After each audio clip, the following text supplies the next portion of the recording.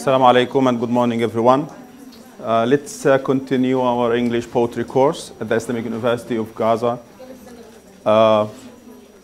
Last time we examined the poem under the category of war poetry. Today we have another one. Actually, we have two. Basically, when we speak about war, probably everybody in a way or another, everybody experiences war, sadly these days in their lifetime. As Palestinians, as people oppressed, colonized, under occupation, we come under constant attack, non-stop attack. We're actually being exposed to war all the time because we are occupied. War doesn't have to be all bombing and killing and death and destruction. So we basically speak about two types of poetry, two types of poets here. The first group, one that promotes war, supports war, endorses war, because they look at war as defending one's homeland, one's country, defending your basic rights, defending your loved ones, defending your democracy, like, you know, your freedom, like America says all the time. And those people usually encourage people. They depict this kind of romanticized image about war, like we've seen with Rupert Brooke last time, the soldier. In a way, he was, at least probably from the perspective of parents, he was telling them that if your kids die, don't worry, they died heroes. They died fighting, defending you, the country, and they are now in a better place. They are in not a heaven, not an ordinary heaven, but an English heaven. A special heaven made for the colonizers, a better one in their opinion. And there is this poetry that refuses war categorically, thinks that war is destructive, war is pointless and futile, that we shouldn't be killing ourselves, that this is not what people, what humans should be doing. God did not create us just for us to kill ourselves, to waste ourselves. Now, it's significant, again, to understand that war becomes personal sometimes, like in our situation.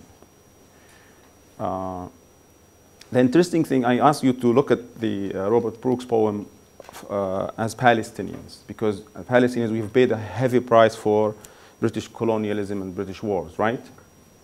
Right? So if you look at how the man is, you know, glorifying the war, glorifying the soldier that is dying, what happens to the victims of this very soldier? Like, look at what America does to how Hollywood glorifies American soldiers all the time, almost all the time. And think, probably I usually like to mention The Sniper, that movie about, what's his name, who killed almost 200 Iraqis, mostly civilians, mostly innocent, all innocent, sorry. Because even if they're fighters, they were defending their land because they were being occupied, they were being attacked and bombed. But the movie presents this man as a hero. And not if he has made any mistake, he should be sympathized with, he should be forgiven, he should be pitied rather than anything else, hated. Okay, we'll have now a poem by somebody who lived the war, who was in the trenches, in the holes that people dig during the war. He was in the front, fighting. He saw people die, he saw people starve, he saw people torn to pieces. And we'll see how that is going to make a difference. But I'm not saying that you have to live war to hate it or to like it. It depends on your perspective. But before I do that, okay, the poem is by British poet Wilfred Owen. Before I do that, I like to read this poem written by one of my students, your colleague. His name is Ahmed Sheikh Khalil. He wrote this fascinating poem under the title War. Look at how simple it is, the simple language, but look at the deep, profound image, the impact it has. I was born in January, in the midst of cold, in the midst of war. I finally spoke for the first time at 2 years old, not because it was the time, but because it was war. I'm fasting for the first time in July, in the midst of summer, in the midst of war. That's the life of a Palestinian who survived 3 major wars against Palestinians. Being born in war, speaking all your good, great memories, can be marked by an Israeli offensive, a war waged at Palestinians. Birth, there is this talking, speaking, going to school, going whatever, growing your first tooth. And then fasting, growing up. It happens in the cold, happens in the summer. I love this poem. Okay, this is our poem for today. I'll read it and I want somebody to read it afterwards. Move him into the sun. Gently its touch awoke him once at home, whispering of fields unsown. Always it woke him, and even in France. Until this morning in this snow, if anything might rouse him now, the kind old sun will know. Think how it wakes the seeds. Woke once the clays of a cold star, our limbs, so dear achieved, our sides full-nerved, still warm, too hard to stir. Was it for this the clay grew tall? Oh, what made fatuous sunbeams toil to break earth's sleep at all? Somebody, please. Move him into the sun. Gently its touch awoke him once at home, whispering of fields unsown. Always it woke him, even in France, until this morning and this snow. If anything might rouse him now, the kind old sun will know. Think how it wakes the seeds. Woke once the clays of a cold star. Our limbs so dear achieved, our sides full nerved, still warm, too hard to stir. Was it for this the clay grew tall? Oh, what made fatuous sunbeams toil to break earth's sleep at all? Excellent recitation, thank you. One more. Move him into the sun. Gently its touch awoke him once. At home, whispering of fields unsown. Always it woke him, even in France. Until this morning and this snow. If anything might rouse him now, this kind old sun will know. Think how it wakes the seeds. Woke once the clays of a cold star. Our limbs so dear achieved, our sides full nerved, still warm, too hard to stir. Was it for this the clay grew tall? Oh, what made fatuous sunbeams toil to break earth's sleep at all? One more, please. Move him into the sun. Gently its touch awoke him once. At home, whispering of peace and sound. Always it woke him, even in France. Until this morning and this snow, if anything might rouse him now, the kind old sun will know. Think how it wakes the seeds. Woke once the clays of a cold star. Our limbs, so they achieved, our sides full nerved, still warm, too hard to stir. Was it for this the clay grew tall? Oh, what made fatuous sunbeams toil to break earth's sleep at all? Thank you, very good. So, again, let's do what we usually do. The first thing we do is look at the poem for its size, its shape, probably also its number of lines, right? Possibly. So this is a very short poem. If you counted, these are 14 lines, probably a sonnet, but unconventionally, this is divided into two stanzas. The sonnet consists of 2 parts, or 3 parts, or 4 parts, right? But usually, we don't have the physical break here in the middle. Okay, so it's probably something different. If you notice something else, it's going to be how the lines probably are not symmetrical, right? Yeah. The sonnet, it usually goes for 10 syllables, creating 5 feet, the whole poem. Sometimes an extra syllable here, missing syllable there for some particular poetic effect. But this doesn't seem to be doing the same thing. If you count the first line, how many syllables we have here? 1, 2, 3, 4, 5, 6, that it's cut short. Does this have to do with the form? Does it have to do with the meaning, the idea, the message? Let's wait and see. The poem opens with move, and move is, okay, I'll go for a second. Move, grammatically speaking, is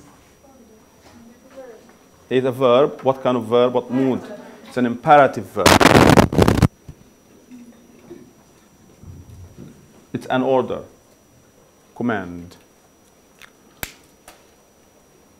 Move, an action verb, right? It should be followed with something. Who's he talking to? Can you guess? The sun itself? No, maybe. Move him into the sun. Maybe a soldier who move some die soldier. Okay. So, okay, before we go back to this, what is him here? Move him. Who's him? Okay, possibly a dead or an injured soldier. In wars, if you think of, this is a poem that was written during the Great War. It was known First World War. Millions of people died. And in wars, people usually, the soldiers, they dig trenches, you know, holes so they can hide here, and they just put bags of sand or mud so they can protect themselves against the enemy attacks, the bullets, the mortars, the debris, the shrapnel. So if somebody is down here and it's rainy, right? We talk about Europe, rain would be muddy. So if we have this chance of somebody being injured, dying, somebody already dead, it would be really cool, nice to move him into the sun. So basically, if there are a group of soldiers here, and somebody says, move him to the sun. So again, so if the speaker here is giving orders to people around him, there must be again other soldiers to move their comrade, their friend, somebody they just probably met, into the sun. Not sure how you're going to read this poem. Despite the fact that it's imperative, I feel that the sound in move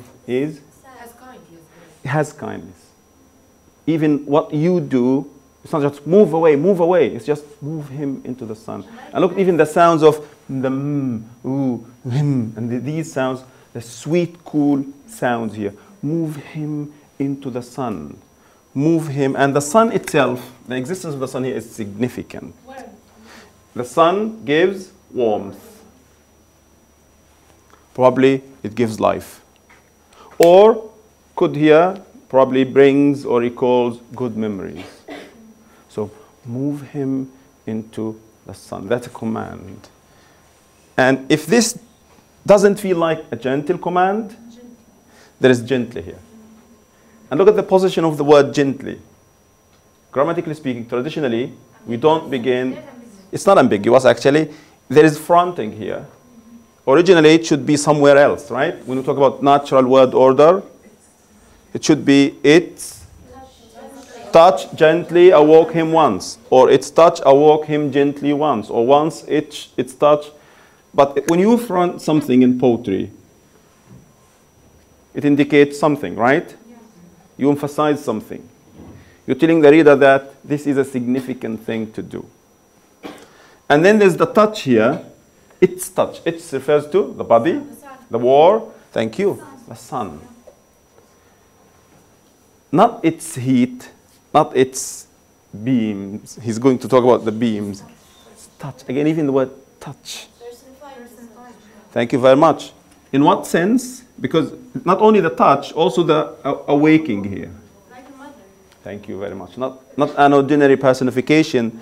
The sun is a mother. Again, not, all mothers are kind, but not the mothers who wake you violently early in the morning to wake up to university, but the mothers who, like, gently touch you, gently, serenely, peacefully, I don't know how that happens, if that is even possible. Gently, its touch awoke him once. Look at the past simple tense. So is this about warmth? Is this about bringing good old days, the memories? But I love the personification of the sun here. A motherly touch. At home again. Not at his house, in his house. The word home doesn't indicate, because house basically indicates the physical structure. At home is the warmth again, the relationship, the emotions, the feelings, the father, the mother, the siblings. At home, whispering of fields unsown. The word whisper has this onomatopoeic effect in it, because you're whispering. Who's whispering here? Not people, because this should be an attribute of people. The fields, another personification. The fields are whispering. And look at how beautiful the image is. We are here in a situation where somebody is asleep, back at home. He's being awakened gently by the touch of the sun. And nature, all natural elements are silent, or if they're making noise, they're just whispering, so they don't annoy, disturb, and wake him up. So even nature at home is loving, affectionate. I shouldn't be saying even, because this is the image he's creating here. Another fronting. I'm not sure if you learned in grammar, you shouldn't be starting with always. Actually, you can. But the natural position is always before main verb, after auxiliary, right? That's the grammar here. It always woke him. Look at how he's also using 4 words for awoke, woke, and drowse. No matter how it happens, it's peaceful, it's serene. Always. Look at also the past simple tense. It woke him. But again, the soldier remains anonymous. This could be any soldier. And look at how sad this is. Soldiers always remain unnamed. Almost always remain unnamed. Always it woke him, even in France. And now there is some kind of a shift. So we have 4 lines here. And the gentleness of the opening lines is soon transferred into some kind of violent movement. So it woke him even in France until this morning this snow. The word until, compared to these beautiful gentle words, is a little bit tough. Until. It's like it's like, again, the slab that brings you back to reality. It's like using but and yet. It's peaceful, it's nice, but he's good, he's nice, but she's smart, she's intelligent, but there's this pull that brings us back to reality from this image we draw about war in our minds, in our hearts. Until, look at this, until this morning and this snow. And the whole image changes because the word snow is the very opposite of sun. It's not sunny here. It's cold. And cold could be good if you are at home under 3 blankets, you're warm, you're drinking your favorite beverage, you're looking through the window to the rain. But if you're out there, hungry, starved, injured, bleeding, snow brings the opposite of, brings cold, and cold brings death. I find it also very interesting how, remember the oxen, Thomas Hardy? There were 2 stanzas, right? First stanza was about the past, how it was beautiful and peaceful. And then in the second stanza, we had the twist, the back to reality here. But here, uncharacteristically here, in the middle of the first stanza, unexpectedly, because this, I feel this is something, part of the theme of the poem. It's war. That's a very good point. Because in war, you don't expect anything. You go to fight, to be a hero, you just die like dogs. Until this morning and this no. If anything might, look at the, of course, might. It's not going to happen. If anything might rouse him now, so basically it's dead. If anything might rouse him now, the kind old sun will know. Only the sun can rouse him. And the sun is not rousing him. He's dead. He's gone. And look at how we see even in the second stanza, he's not going to have, there's no mention of heaven and that. There's no solace. There's no condolences. There's no, don't worry, hey, parents, your son is, no, he died. Nothing about heroism. Yeah. He died, cold, probably crying, bleeding, torn into pieces. This is the grim reality of war. This is an anti-war poem as opposed to the pro-war poem we had last time by this. Another personification of the sun, but there's also more here. It had a gentle touch here, right? And now the kind old sun will know. He's not coming back. And then we move to the second stanza with yet another what? Yeah, another imperative, also another shift in tone. Think. I don't think think is a violent verb, but it's think only of this. Is he connecting this? I'm not sure how much of the intertextuality we have here. If I should die, think only this of me. Remember? Yeah. Who said this? Robert Brooke last time. If I should die, think only this of me. And think, so think how it wakes the seeds. And again, it refers still to the sun and the seeds. You know, when you plant stuff, it's the sun that gives life to everything, to us, to plants, to animals, to creatures. There's some kind of a personification for the seeds, as if they are sleep people that can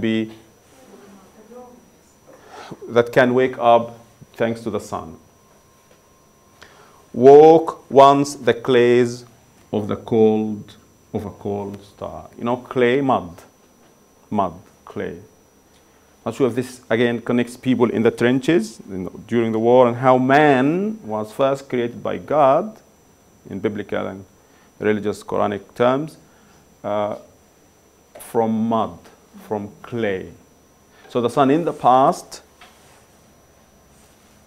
and now it's doing this. It's giving life to us, but it's here unable to give life to this dead soldier. Can't come back. Alems, and if you notice here, we have 3 consecutive questions. The peacefulness of the opening lines, the serenity, it's just gone. There's anger here. There is frustration. He's questioning. Thank you. He's questioning the morality of war, questioning those people who go to war, those people who engage in war, who want young people in their prime to be taken away prematurely, untimely. Our limbs, so dear achieved, our sides full nerved, still warm, too hard to stir. When a body dies, if you know, just gets stiff, doesn't move simply and easily. But I like how he's talking about, he's indicating that the soldier, or the soldiers are still young. They haven't even fully matured. They haven't even fully grown. That's why he, in the first part, he speaks about the whispering fields unsown. The crops are still probably ripe, but there's nobody to pick the harvest or something. Could it be possible he is talking about a dead child because of war? Possible, but no. This is a war, pure war poem. It was written during the war. He did by war, but not a soldier. He's a child. So this is the first question here. And then this beautiful, powerful question. Heartbreaking question. Memorable, can't be forgotten. Was it for this the clay grew tall, the The clay, it's us, man or woman, human beings. Because we were created from mud, clay. Is that it? Is that it? Thousands and thousands of years of civilizations, is this to die like this? That's it? That's why the title is Futility. Futile, when something is futile, it's pointless, it's useless, it's worthless. Futility, that's war. Was it, but look at this angry question. Was it for this the clay grew tall? I like the fact that he uses short words, monosyllables here. They're very impactful, they're very punchy in many ways. Every word of this brings us back to reality. That war is grim, war is horrible, horrible. Was it for this the clay grew tall? And again, look at this. Clay is a metaphor of man, us, people. Is that it? To be taken like this, untimely again, prematurely? Not even fully grown. Not sure how old this particular real or imaginary soldier is, but usually when we talk about soldiers, we talk about young people in their early 20s, sometimes late teens, 19, 18 even, fighting for their country. Some people would say, yeah, of course, these are the people that defend the country and bring back our rights. Oh, what made fatuous sunbeams toil? Another personification here. Why if this is why man was created to die like this, horrible death, the sun shouldn't be working to give us life. It shouldn't have started even. God shouldn't have created the world. I think if Robert Brooke was using religion to promote war, this man is even attacking the concept of religion. That the whole creation process is futile. If this is what we should be doing, killing ourselves. Oh, what made fatuous sunbeams toil to break earth's sleep at all. Not sure what exactly he means here, but the earth's sleep, to break the earth, to wake us, probably referring to the original creation of man, because clay, God used clay to create man, and then this process started.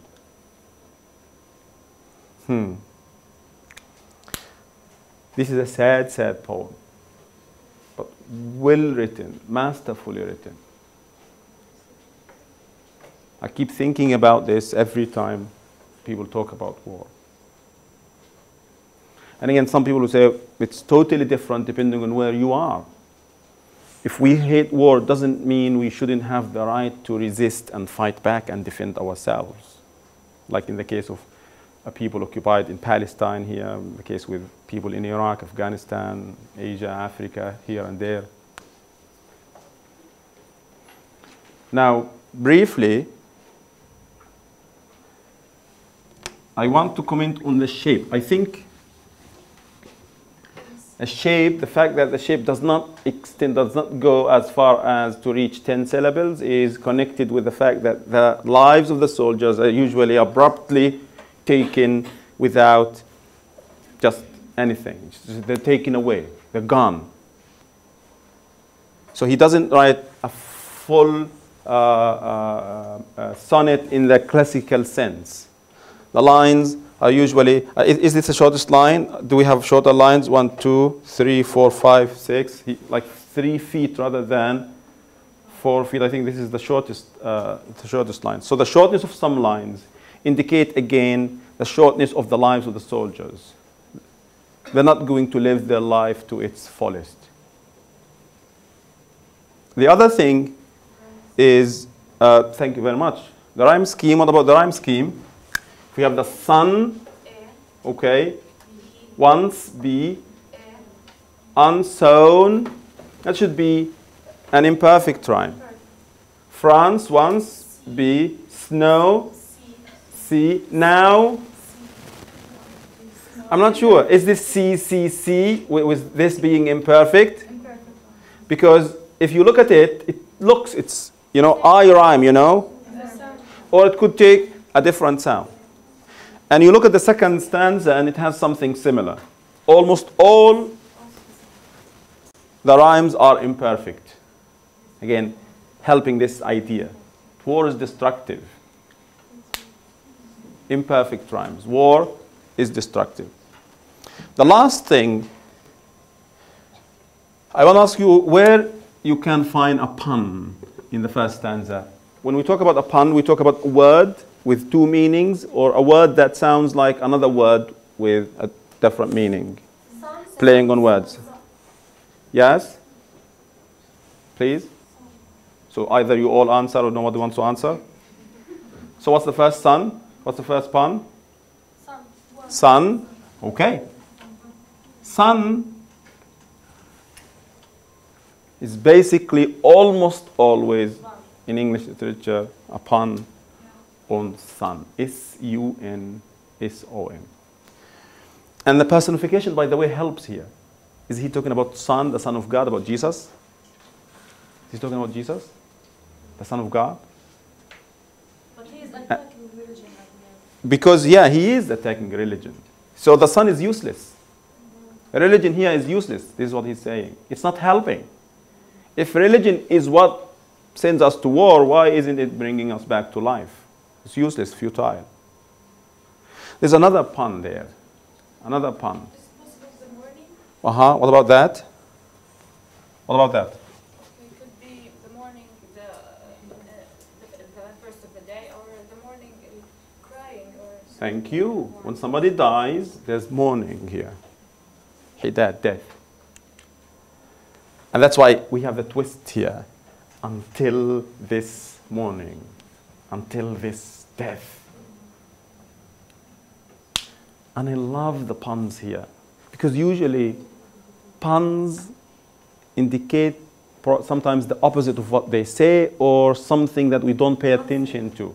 As if, and this is important, as if the author is, the poet is suggesting that things are not what they seem to be. Wars are not what they are told to us to be. Maybe he's saying that religion is not what it's... Possibly. But I don't want to take it too much into religion, but I think there is here a reference to rejecting this romanticizing of war. Act of romanticizing war, saying war is good, let's fight, let's kill and get killed because we're going to go to heaven. There's no English heaven here. It's all futile. So you see that my point about the pun, because you read something in one sense and then you realize that, oh my God, he doesn't mean this. He means something else. And it's like the difference between the reality of war and what people do to war, presenting it in this romantic, poetic way. Let's go, let's die heroes defending our countries. I'm not sure how you... I love the war genre in novels, in movies. I said this before, you have to be careful because, especially in Hollywood, usually they make you cry. They make you shed tears for the murderer, for the sniper, for example. Be careful. But it's natural to react in this particular way. If there's a book I want to recommend about post-war literature, there's a book called, what's his name? The author? I'll never remember. The book is called First Blood.